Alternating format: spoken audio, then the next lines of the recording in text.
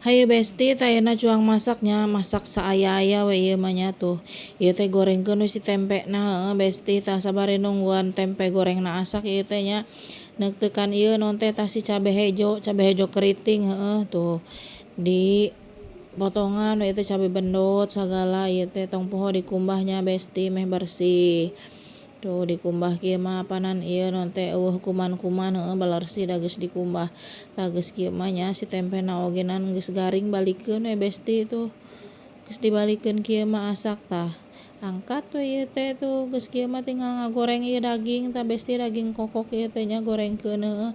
Tuh sagala aya ieu mah saaya-aya nu aya we dimasak heuh. Tah geus kieu mah besti tuh si bawang beureum jeung bawang bodasna teh nya dibukaan heula tina kulitna terus dikumbah ieu teh jeung talenana oge dikumbah meh bersih. Tuh lanjut we ieu teh nya disiksikan bawang beureum jeung bawang bodasna.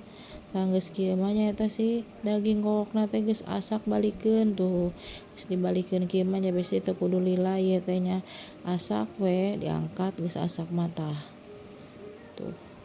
Geus kieu mah besti beres ngangkat ieu tinggal ngagoreng ati besti tuh.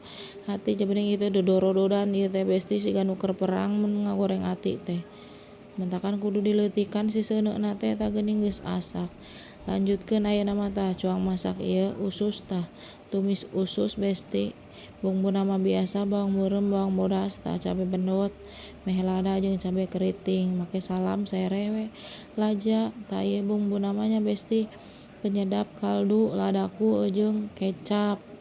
Tong poho make kunyit jeung jahe meh tong bau amis heuh. Tah geus kieu mah antepkeun besti tong dicaian.